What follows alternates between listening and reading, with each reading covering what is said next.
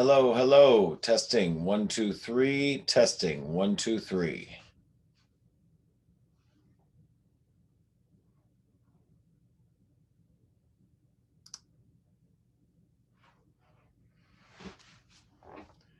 Good evening, Rita. How you doing? Tracy, Karen, hello. Hi. Hi, We spend a guys. lot of time here. What'd you say? We spend a lot of time here. We do spend a lot of time here. It's Lovely as always. my evening dance party with you guys.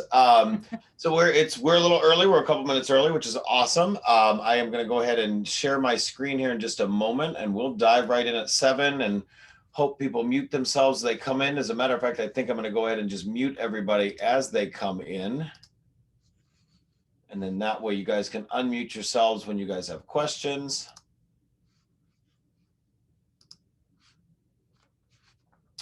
All right. So let's go ahead and get my screen share going.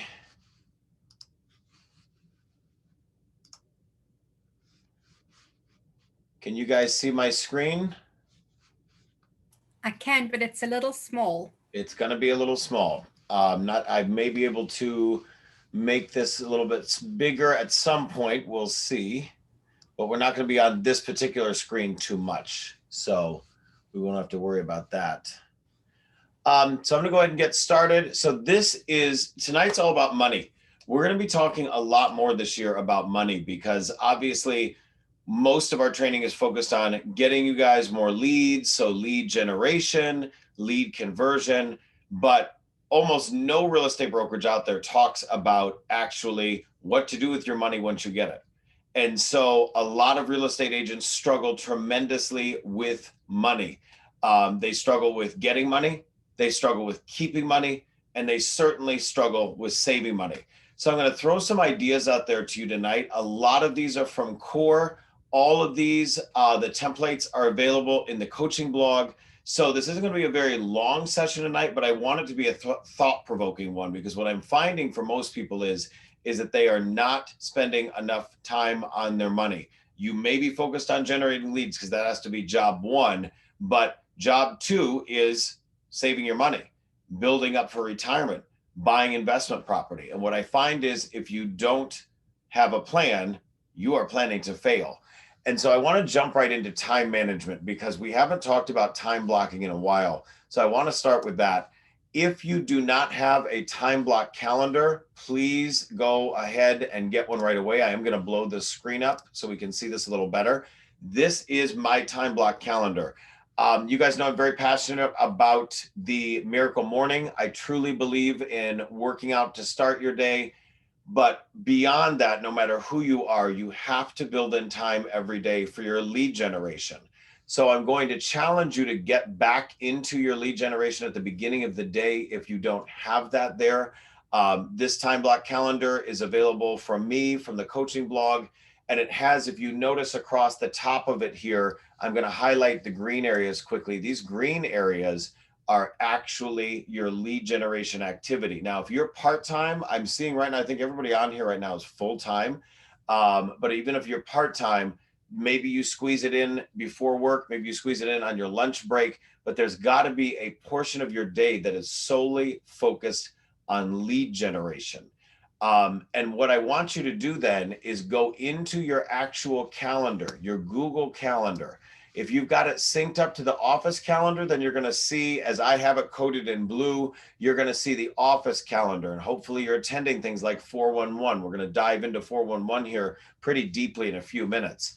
But then for me, I have 9 to 11 a.m. every day blocked off so that people can't get into my schedule at that time. I have to consciously override this calendar, which syncs up between Google and my phone.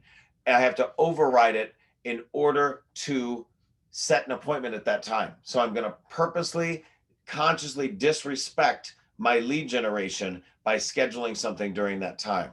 So if you don't already have your time blocked, not just this Excel spreadsheet, which a lot of people do and then they forget about, but I actually want you to go ahead and get this time blocked in your actual Google Calendar, like I've got it set up here. So there again is every day, Monday through Friday and you've got that time scheduled.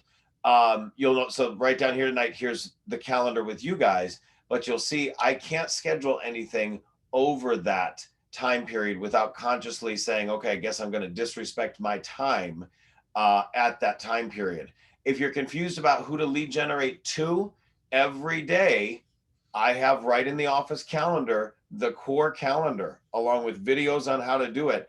Every day has a different theme. This is going to create systems for you over time. Systems, systems, systems. That's what it's all about. And I'm going to ask you to add one other thing to your calendar. So I'm going to go back to my time block calendar, and you'll note on Monday at 4 p.m., I have what's called a money review. Now, I don't care when you do your money review. Maybe it's on the weekends, maybe it's at night with your family, with a partner, whoever. Maybe it's early in the morning. I don't care when you do your money review, but I want you to time block for at least a once a week money review. Maybe that's balancing your checkbook. Maybe that's looking in your phone and going through your apps and figuring out what you're spending money on. But the bottom line is, if you don't time block for it weekly, this just doesn't happen. So I'm going to ask you to time block for that weekly. And again, that's called a money review. I'm doing mine towards the end of the day on Monday. I do have people that schedule appointments with me for the nights and the weekends, obviously. And I want my morning protected so that that's focused on actual lead generation. So please, if you don't already have that schedule, both in your Excel spreadsheet that kind of master maps this out, but then go ahead in your actual calendar and do this so that you have to, again, if you're going to disrespect this time, it shows you every week in your phone and on your Google Calendar that you have this time blocked off and that you're going to have to disrespect it and basically disrespect your wallet. So that's the first thing I wanted to show you was the time block calendar. Do you guys have any questions on the time block calendar? Feel free to unmute yourselves if you do. Hi, Nick. I got a question. Yes, Tom. I'm going to blow out my whole calendar from last year and I'm going to start over again. But like when Marky has her things, I want to make sure that I block off for that. And yes, the only thing I've changed so far is putting everybody in for, the 5 days from 9 to 11, I've got my calls to make. We'll see how good I'm doing that, but I definitely have to change just because I got a $4,500 a month mortgage payment. So I'm like, okay. Yeah. That's so mortgage payment, Tom. Yes, we'll talk about personal budget in a minute, but so you've got the big thing there. And weekly, I'm committed to being with you guys Tuesdays at 11 a.m. for 411. Ask us anything at 12 p.m. on Wednesdays. Thursdays, we have the lead conversion mastermind. So there's certain things that happen in our office over and over and over again. And I will not disrespect the first 2 hours of your time by putting training in those times. But I'm going to be doing the things at lunch that we know and love over and over and over again. So it's not like we're going to move 411 over and over again. You know when it is. So we're going to be very systematic the same way with our 12-month calendar, which we're going to be talking about that on another Money Mondays as well, getting you guys into these systems. And again, if you've got it on your time block calendar, this little Excel spreadsheet, make sure you've also got it in your actual real life calendar. So that was a good question. Tom, what other questions do you guys have? I just want to make sure that when Marky does her thing, that I'm open to that because I signed up for her class. So so that's a great point. If you're doing outside coaching, so for example, Marky's stuff, it has traditionally been on Tuesday evenings. I don't know if she's going to keep that schedule for the new year. That's a great question to reach out to her on. But so yeah, you would want to block that time up. Say, okay, I don't want to be out and about at that time, or I don't want to plan on other stuff. And you're going to add that to your calendar. Yeah. So I'll email her. She'll tell me everything. I'm perfect. Sure. So that is the time block calendar. Do we have any other questions on that before I move on to our next tool? Going once, going twice. So the big one I really want to cover tonight is 411. And the reason why is I'm not seeing this template used enough. So I'm going to go ahead and blow this up a little bit for us so we can all see it a little better. This is the classic 411 template that we use. And what I'm going to ask you to do it for is not only for your business plan, because your business plan is a separate document, but this 411 allows you to kind of relive that business plan every week. So it's got your yearly big goals, and then it's got your monthly goals towards that, and your weekly goals towards those monthly goals and the big year goals. So it's reminding you, what did I say I was going to do this year? And it's breaking these things down into more manageable pieces, because we know there's a philosophy called the compound effect. And the compound effect really says it's not about these giant things you do all at once. It's about little systematic change over time. And that's what I'm asking you guys to do. This is not, I want you to rebuild your databases in a day. Rome wasn't built in a day. What I'm saying to you is these little systematic changes over time. It's kind of like losing weight. You know, that my original post about this one, I talked about, you know, weight loss. Is it just a matter of, you know, you're not going to run all the calories you need to save in one session. You're going to do slow things over time. That's the best way to also create habits that are sustainable. That's what I want to focus on with you this year, is sustainability in all areas of your life. And what I love about the 411, I've been using this tool since 2005, actually even before then, but I've been saving them since 2005. And I want to highlight a few things on here. What is your job? Now, for most of you that are full-time realtors, your job is going to be your real estate job. There may be a few people here, or if you want to share this with a friend that's outside real estate, maybe their job is their actual job. And then their business is going to be, maybe they're going to be an investor. So for you, your job is your real estate job. So you notice my yearly stuff, I've got some goals there for my job, which is obviously an agent, and then also coaching you guys. And then my business talks a little bit more about my business as a company, and then also my residuals. So for you guys, your business, maybe it's just for now your sales, but I want you to think more globally as to what is your overall business? Is it also you're going to be an investor? Is it also that you're going to be someone that recruits agents to exit and builds a team and huge residual income? That is a really exciting thing, because it's saying maybe my job is real estate. So this week I need to get this many houses under contract, or this month I need to redo my listing presentation, or whatever those big goals are for the month, and then breaking those down into the week. But then you've also got business. What is my overall business going to look like? And really what tonight's session is about, look at personal finance.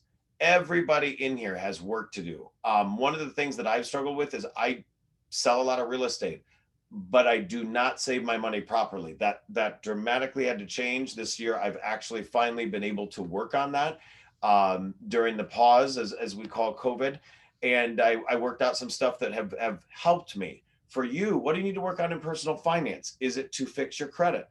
Is it to build credit? Is it to buy buildings? Is it to save money for retirement? Is it to get better health insurance? What is the stuff you're working on in your personal finance world? Maybe it's creating a will. We're going to talk about that this year. So I'm really going to work with you guys on personal finance too, because I don't want you guys to struggle the way that I struggled in my real estate career. We're going to focus a lot on, of course, lead generation and lead conversion, but I also want you to turn around and think about, what is my actual real life goals? And there's right down to personal. Do you want to take some vacations this year? Do you want to start a family? Do you want to, get in better health? I love seeing your entire world on these 411s. And I'm going to encourage you again, right in our calendar, right in the Google Calendar for the office, if you click on 411, because we hold it every Tuesday at 11 a.m., there's the Zoom link, and there is the actual Zoom meeting. But scroll down a little bit further, and there's the actual template. So it's very easy. You don't have to go even finding some of this stuff. There is everything right there, right for you in the office calendar. And what I'd like to start seeing more of you do is to get this in order now. We have 411 tomorrow at 11 a.m.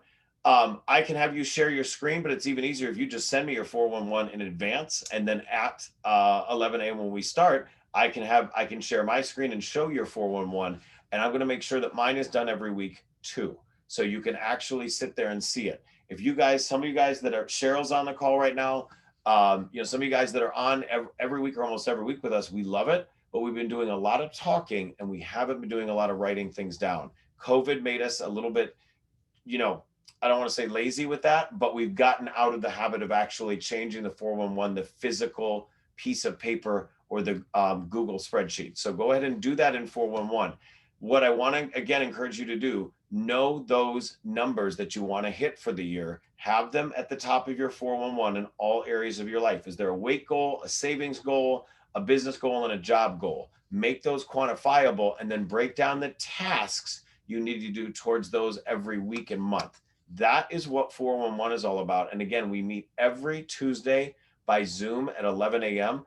I'm actually in the office a lot of the weeks in North Avenue. I'm going to be popping into Cottage Grove a little bit more for this as well, depending on the week. So this is a great time. If you want to have some FaceTime with me, let me know you're coming to 411 so I can make sure to be there on time.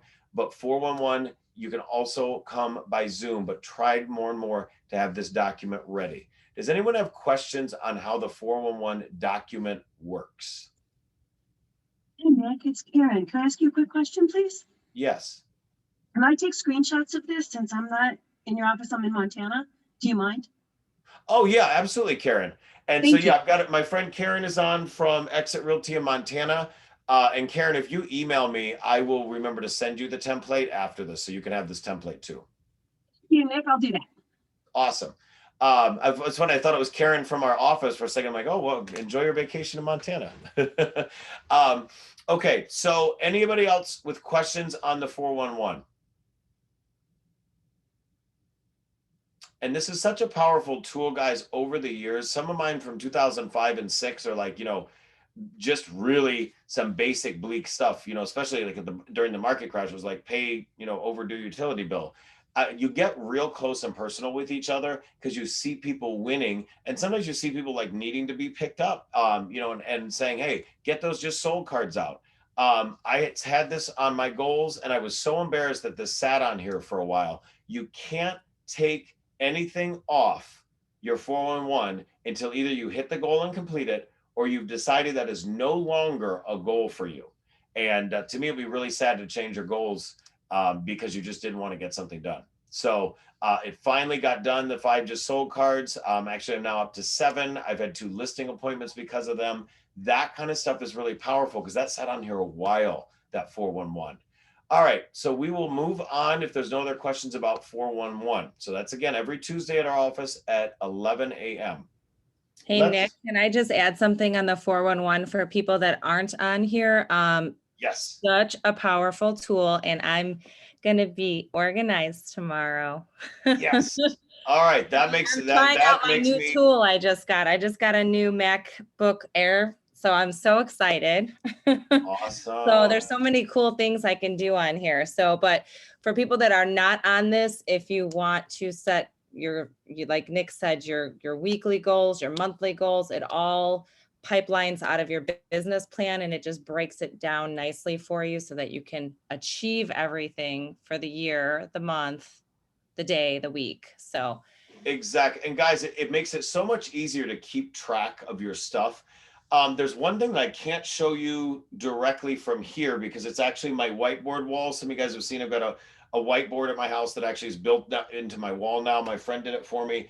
And sometimes if you do a to-do list every day, it gets very overwhelming. I actually am working with a life coach, and this guy goes, you are going to stress yourself out with these incessant to-do lists. He goes, create a menu and create it in a couple different categories and try to get one thing a day done in each category. So I broke down my categories, and it's literally sitting here on my wall: job, business, money, and personal, so that it's not overwhelming that you're sitting here going, I've got a to-do list of 20 things. And what some people end up doing with to-do lists, they also go to the easiest things, which a lot of times is, especially if you're working from home, like we are a lot during COVID, you end up doing something on the list that relates to your house, and you never got to the actual money activities for the day. So that time block calendar is so key. Doing that 411 is key. And then creating a menu so you don't get overwhelmed. None of this stuff is meant to overwhelm you guys. But let's go into the stuff that scares people, since I just said I wasn't going to overwhelm you. So there's 2 different other tools. And these, again, we've got these templates. The profit and loss form is probably the scariest one because it's asking you to figure out what your expenses are in your business, but it's also very important to look at. It is, let me go ahead and expand this so I can show this to you a little bit easier. This was mine from April of 2019. This was my office expenses. So obviously each one of you probably shouldn't have office rent or anything like that. But if you've got overhead that comes in again and again every month, maybe it's Zillow, maybe it's a silly ad that you've got running in a local paper or something. I don't know what you spend on that are consistent commitments over time. But for me, core coaching, there's my core coaching bill every month. And then wages, if you've got an assistant or if you've got somebody you're paying to do stuff for you, there are their wages. So now at this point this year, Victoria makes quite a bit more than that. She also bonuses. Then now I have Tabrin. So now I have 2 people. So that would be wages, miscellaneous expenses. That's all the stuff that you spend money on that doesn't come in regularly. So that's going to be the vast majority of your stuff.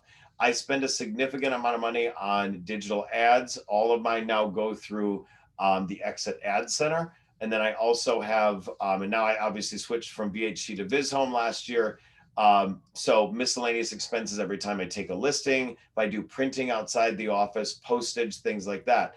Then I've got personal expenses. It's personal expenses on your profit and loss statement that you build through your business. If you guys are S Corps, or even if you're just using a different credit card that you use only for your businesses, you're going to want to start tracking that. That was when I still had my god awful truck payment every month. I was lucky enough through 411 to create the goal to pay that car off. That car is now paid off, but I still have gas bills every month for it. I still have parking, cell phone, Ubers, because I take Ubers sometimes when I'm going to be, showing just one house, or I'm late to something, or I'm sending a client to a showing or from showing in an Uber, or using Uber Connect to deliver earnest money or keys or something when I don't want to drive there myself. So that's a pretty heavy expense month after month, but they're different every month. So they go in personal expenses. So there's my expenses. So there's some that are set in there every month, and there's some that change every month, but I want to track them every month to figure out what is actually making me money and what's not.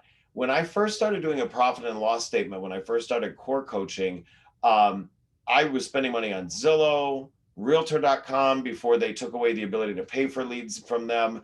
I had bus benches, billboards, all this other stuff, and most of it wasn't generating me any leads, and certainly no closings. And I had to cut all that out in order to maintain true profitability in my business. A lot of agents run and say, I did this amount of volume.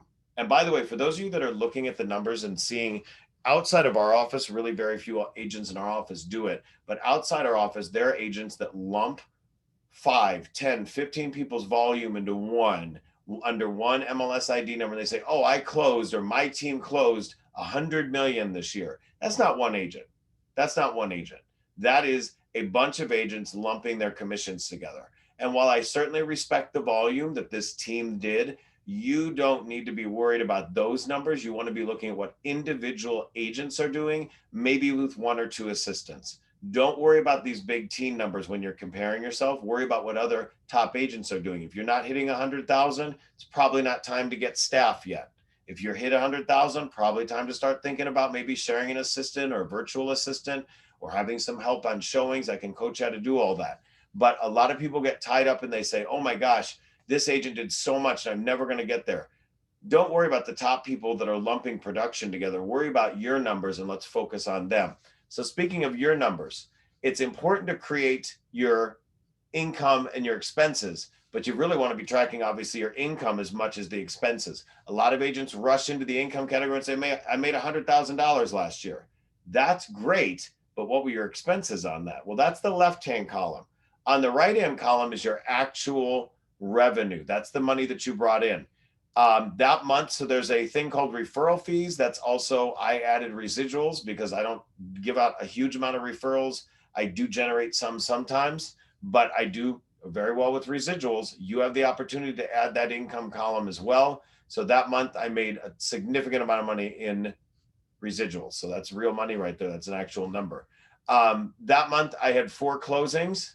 So I made $38,000 in gross commission income that month. And so then I also divided the revenue by unit. So I just knew on average what I was making per unit, even though, as most of you guys know in my coaching, I don't focus too much on that number because my clients buy little stuff, they buy big stuff. I don't know where my next call is going to come from. And trying to predict that is, quite frankly, a waste of time.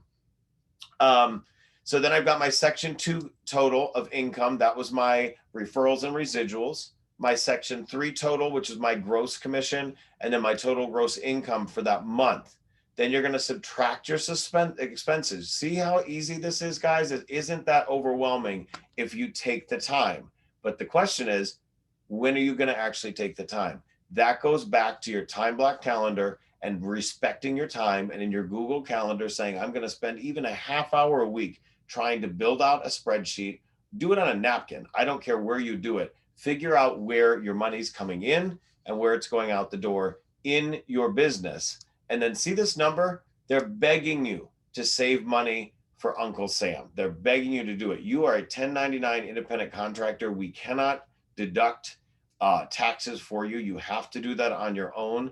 Consult with your CPA, but it's very important for you to figure out what you need to save for your taxes every year. That is one of the biggest issues for realtors. I have had way in the past, but I have had installment agreements with the IRS. I know friends that have had stuff taken away. They have garnishments from the IRS. They do not play with the IRS. It gets very, very bad. And hopefully you'll eventually get on a schedule where reasonably, if you maybe cap out every year and you get 100,000 plus in gross commission income, you know that you need to be not only saving, but you could actually pay estimated tax every year. I'm not going to get too much more into taxes or anything like that because I'm not a CPA, but really, really, really, please guys, start to deal with your taxes in advance.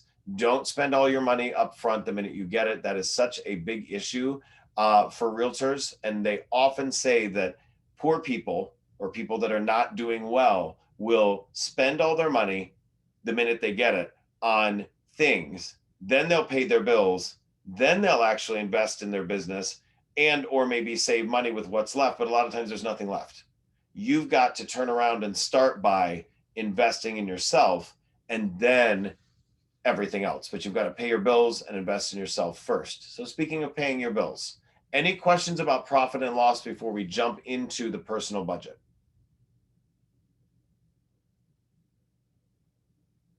Does that scare anybody off? No. Hey, Nick. Yes.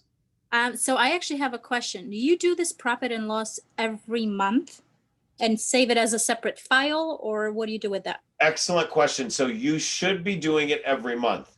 Now, realistically, when you're a newer agent, I'm not really expecting you to do this every month right up front. But if you're going to get into good habits, probably it's smart to do this because even as a new agent, you're going to start probably getting talked into an expense or two that you're not having lead generation or lead capture and lead conversion out of. So I would say, I'm not a brand new agent, no, but I think very quickly after you start closing deals, you need to be doing this monthly, which goes back to time blocking for it monthly. This is one of the core forms of core training because they find that if it's too late in your business, to start doing this and creating this as a habit, you've probably been spending for years, thousands of dollars a month in wasted stuff that you probably could have pocketed that money and put it into a retirement account or something. Okay. Good question. Sounds good. Thank you.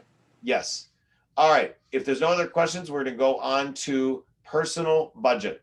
So this is the one that just very few realtors do. And this is why I really want to focus on this as our first Money Monday session with you guys.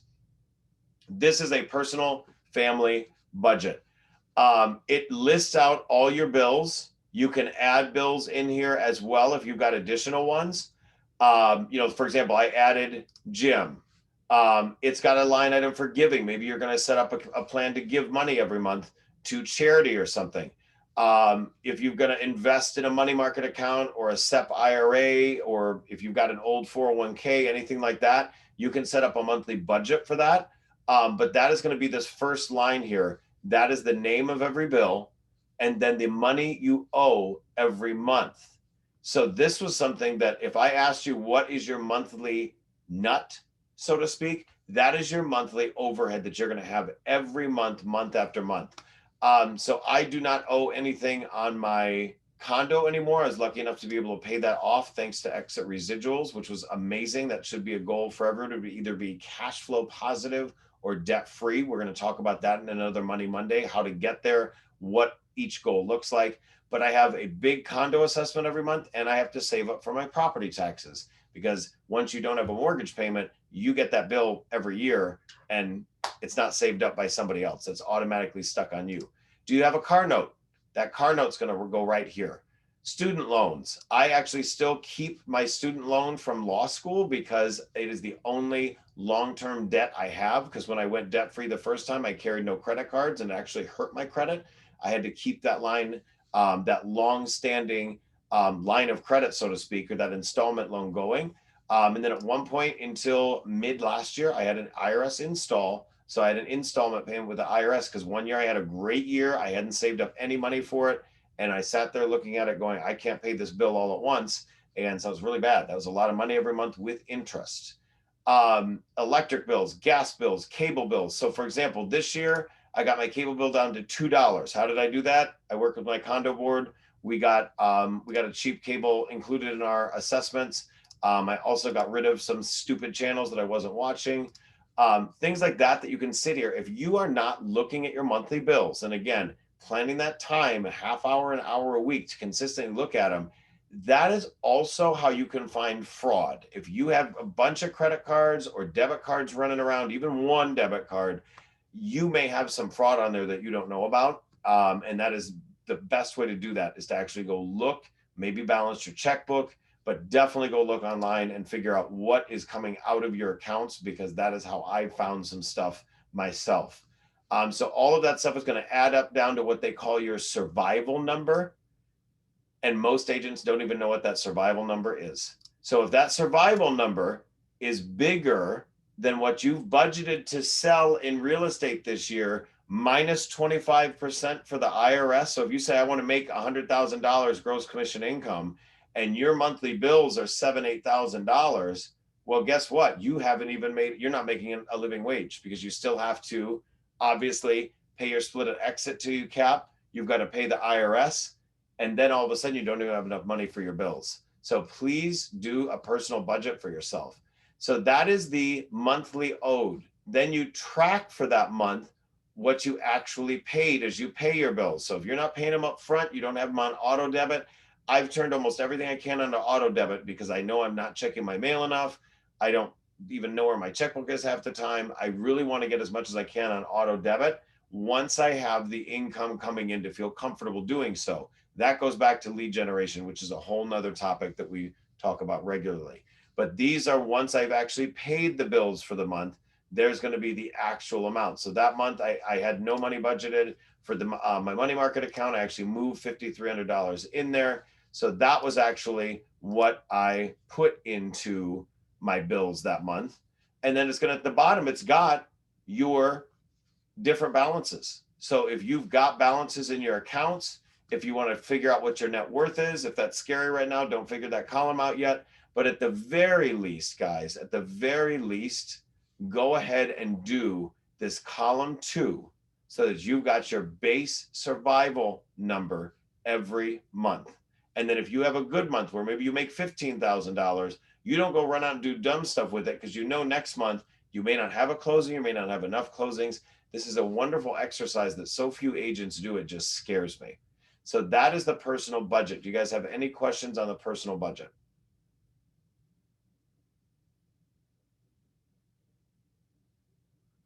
All right, seeing none, I want to do one more thing with you. If you have not logged in to the Exit Resource Center, I want you to go ahead and do that tonight, because there's a couple things I want you to look at, and then we will be done for this evening. I want you to go into reports.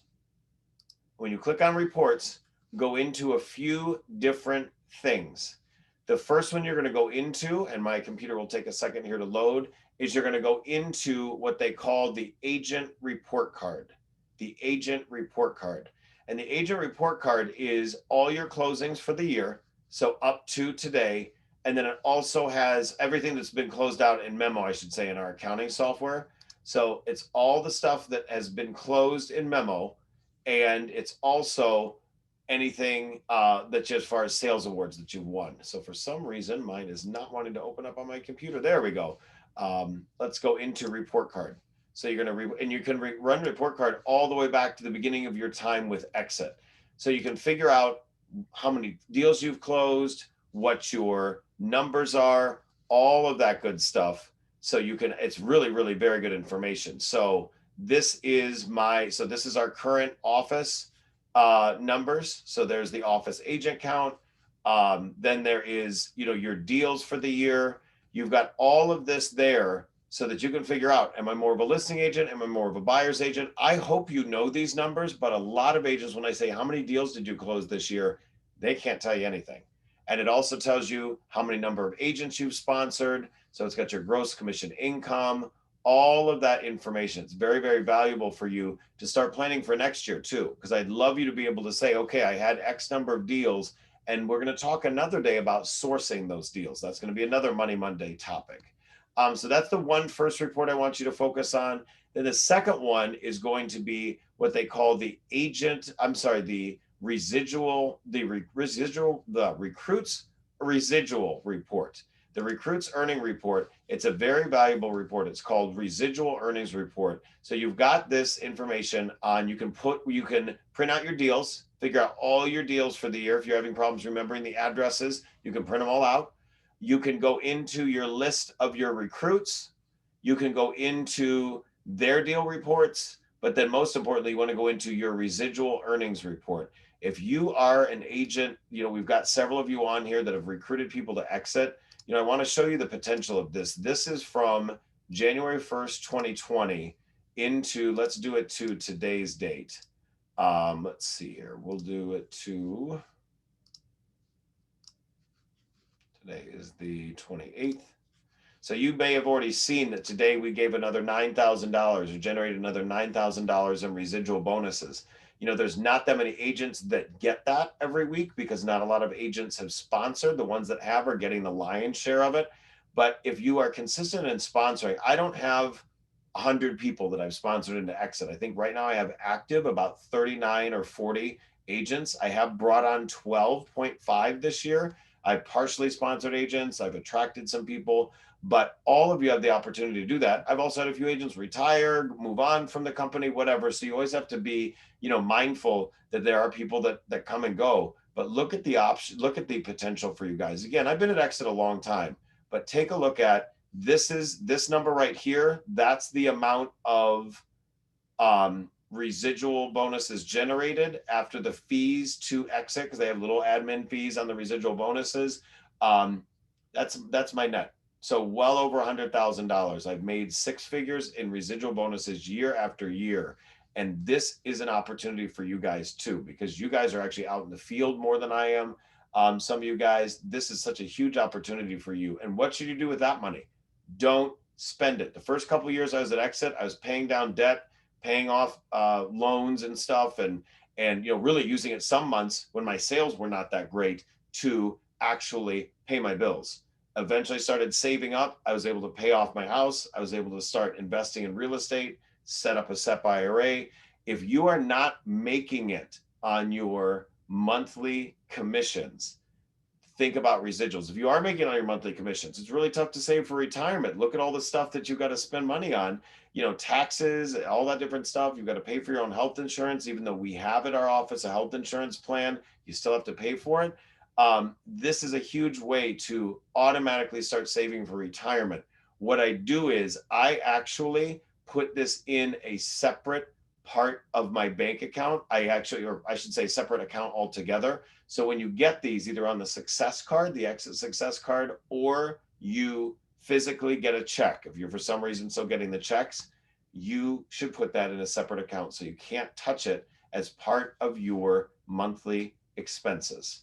So think about that. When I changed that, guys, that was a massive mindset shift for me. And that all of a sudden now my retirement's starting to look the way it should.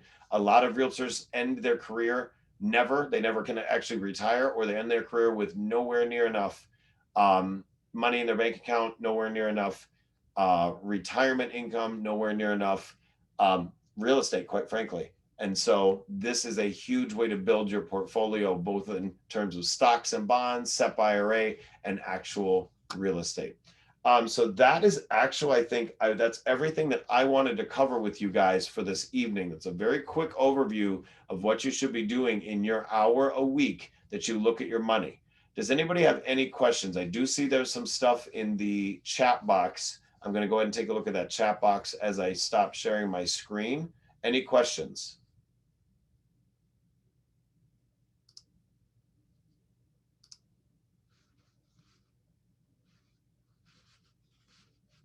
Going once on questions. Going twice. I think we answered the question about where you can find the 411 template. Can you explain how much volume you need in order to reach your 100,000 GCI? Great question. So at 100,000 GCI, let's do the math. 100,000 GCI, you're going to get on average 2.5% on most deals. On buy side deals, you see 2.5%. On your listings, if you're charging 6% and you're giving 2.5%, what do you keep? 3.5%. That's a great deal for you. If you're discounting and the other side's getting 2.5% and you're getting less than 5 total, you're not making 2.5. So be careful when you discount. We allow you to charge whatever you want as commissions, but be careful on that.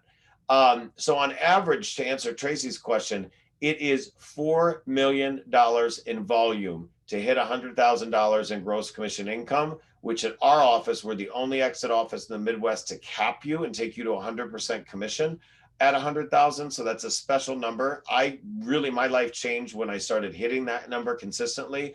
And on average, it's $4 million in sales volume. But again, you've got to take into account, are you discounting when you take a listing? Are you maybe getting bonuses every once in a while on the buy side? Because maybe like an REO, some REO properties have 3% as the co-op commission. So watch those co-op commissions when you show stuff. And obviously your buyer is the one driving that. But that is the general conversation about sales volume. So $4 million on average, which again, this year we've had, I think, 14 people now hit 100,000 gross commission income. Some of them, like Cheryl, this was her first full year in the business, guys. So that's pretty amazing. Any other questions for me before I let you guys go back to your evening? This has been recorded and will be sent out in the office private coaching blog. Going once, going twice. Good to see our guests from other areas like Karen. I will see you guys all soon. 411 tomorrow, 11 a.m. Bye, guys. Thanks, Nick. Bye. Thank you. Thank you. Bye.